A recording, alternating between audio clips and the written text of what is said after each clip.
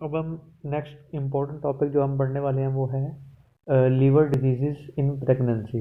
ये हमारे पास कहा गया है कि प्रेगनेंसी के अंदर कुछ लीवर डिजीज़ हमारे पास होती हैं और उनका ताल्लुक प्रेगनेंसी से होता है। अब सबसे पहले जो उनमें डिजीज़ आती है वो आती है acute fatty liver disease in pregnancy. अब हमारे पास इसके लिए एक क्राइटेरिया है कि अगर ये क्राइटेरिया फुलफ़िल होगा तो हमारे पास हम इसको कंसिडर करेंगे कि ये एक्यूट फैटी लीवर डिजीज़ है प्रेगनेंसी के अंदर। सबसे पहले हम चलते हैं वॉमिटिंग, उसके बाद एब्डोमिनल पेन, पोलीडिप्सिया, इंसेफेलोपैथी, एसाइटिस। ये वो चीज़ें हैं जो कि सिम्टम होते हैं। उसके बाद हमने ना आसानी के लिए बता रहा हूँ, ये चीज़ें रेज होती हैं, आपने याद रखना है ये चीज़ें रेज होती हैं। उन चीज़ों में 7 चीज़ें आती हैं। नंबर 1 बिलीरुबिन रेज होगी। नंबर 2 प्रोथ्रोम्बिन टाइम इंक्रीज होगा। Bilirubin prothrombin time. Number 3 urea increase होगा। नंबर 4 क्रिएटिनिन इंक्रीज होगा। Number 5 white blood cell increase होंगे। नंबर 6 ट्रांस अमाइनेज वो इंक्रीज होगा।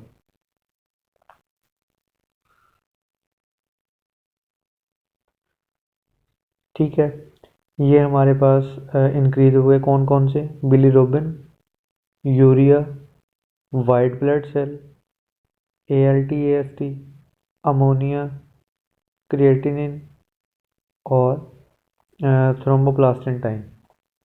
उसके अलावा इसके अंदर आती है माइक्रोवास्कुलर स्टीयाटोसिस।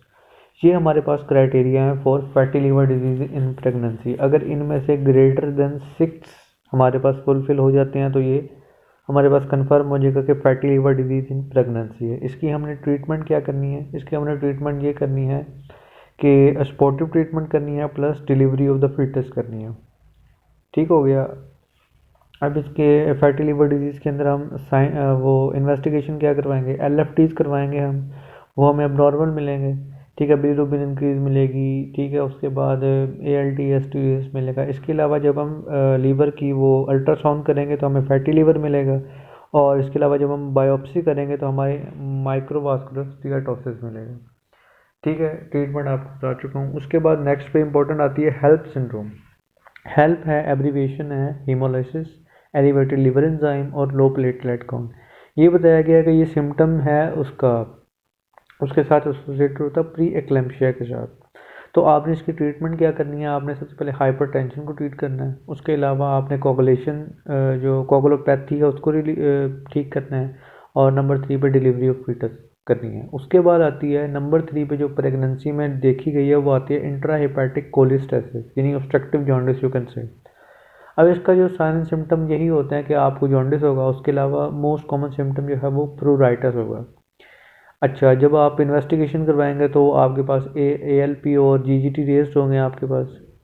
ठीक है, अब इसकी ट्रीटमेंट हमने पिछले सेशन में भी आपको बताई थी कि अर्सो डी ऑक्सीकोलिक एसिड हम देते हैं। अर्सो डी ऑक्सीकोलिक एसिड क्या करता है कि जो एक तो LFTs को ठीक करता है और प्रोग्रेशन ऑफ लीवर डिजीज़ को होने से रोकता है। उसके बाद हम इसके अलावा दे सकते हैं इसको कोलिस्टारामिन दे सकते हैं, क्योंकि जो प्रोराइटोजन्स है ना वो उनको अपने साथ एक्सक्रीट करवा देता है, जिसकी वजह से हमारे पास प्रोराइटस के सिम्टम ठीक हो जाते हैं। उसके अलावा हमने बाइल एसिड को रिड्यूस करना है, ये भी हमारी ट्रीटमेंट का हिस्सा है। उसके बाद वायरल हेपेटाइटिस, उन्होंने कहा है कि जो कोर्स ऑफ हेपेटाइटिस बी है वो नॉर्मल रहता है प्रेगनेंसी के दौरान, लेकिन देयर इज़ अ चांस के वर्टिकल ट्रांसमिशन हो जाए मदर से बच्चे के अंदर। अगर ऐसा है तो आपने बच्चे को पैदा होते ही आपने एक तो वैक्सीनेशन करनी है और प्लस इम्यूनोग्लोबिन के इंजेक्शन देने हैं, और मदर को आपने एंटीवायरल थेरापी देनी है। और इसके अलावा मदर के अंदर हेपेटाइटिस ई का चांस जो है वो बहुत ज़्यादा हो जाता है during the pregnancy. So that was all about जो है प्रेगनेंसी रिलेटेड लीवर डिजीज़।